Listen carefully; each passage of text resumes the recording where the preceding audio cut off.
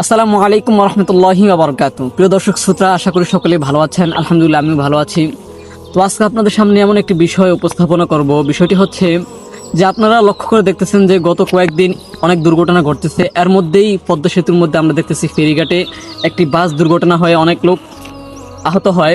এখন অনেকেরই প্রশ্ন যে অনেক লোক উপরে উঠতে পারছে, আবার অনেক লোক নিচে ডুবে মারা গেছে। এখন আমার কথা হচ্ছে, আমি আপনাদের সামনে একটি ভিডিও উপস্থাপনা করব, যে ভিডিওটি দেখলে আপনারা অবশ্যই এই বিষয়টি সঠিকভাবে জানতে পারবেন।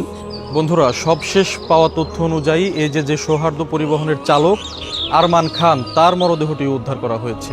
একটি প্রোপাগান্ডা ছড়িয়েছিল যে ওই বাসে কোনো চালক ছিল না।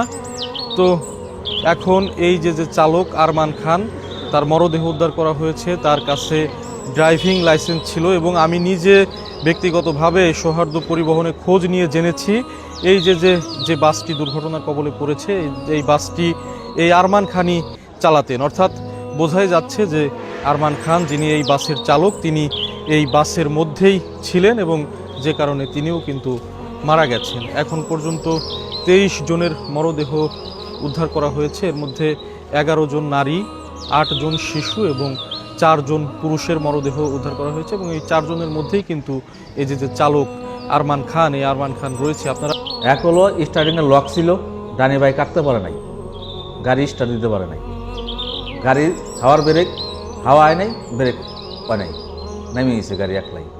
কখনো একটা ড্রাইভার ইচ্ছাগতভাবে রোডে চলা অবস্থায় একটা ব্যাঙও যদি রাস্তায় থাকে, তার বাঁচানোর জন্য অনেক চেষ্টা করে।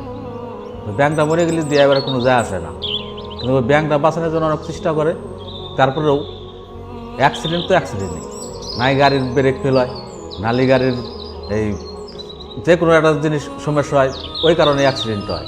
ড্রাইভারের সুস্থ জ্ঞানে জীবনে অ্যাক্সিডেন্ট হয় না। তো আশা করি আপনারা এই ভিডিওটি দেখে সম্পূর্ণ ক্লিয়ার হতে পেরেছেন। এখন একটি কথা বলে নেই, যে লোকটি উপরে উঠতে পারছে আর যারা উপরে উঠতে পারেনি, এর মধ্যে পার্থক্যটা কি? এখন আমরা এট ফার্স্ট একটা জিনিস যদি লক্ষ্য করতে পারি, বিষয়টা হচ্ছে যে এই যে বাসটা দেখতে পাচ্ছেন স্ক্রিনের মধ্যে, এই বাসের সাইডে একটি লোহা, যেমন অর্থাৎ একটি গ্রিল আছে। এই গ্রিলটার কারণে কিন্তু কি অনেক মানুষ কি পানির নিচে বের হতে পারছে না, তাদের জন্য অনেক কষ্টকর হয়ে গেছে। এই গ্রিলটা যদি না থাকতো তাহলে তার কি সঠিকভাবে সহজে কিন্তু বের হতে পারতো, এই একটা কারণ। আরেকটা হচ্ছে এই যে দুর্ঘটনার মধ্যে অনেক মহিলাই তারা কি মৃত্যুবরণ করেছে, আল্লাহ তাআলা তাদেরকে জান্নাত নসিব করুক। এখন মহিলা বেশি কেন, মহিলাদের সংখ্যা বেশি কেন?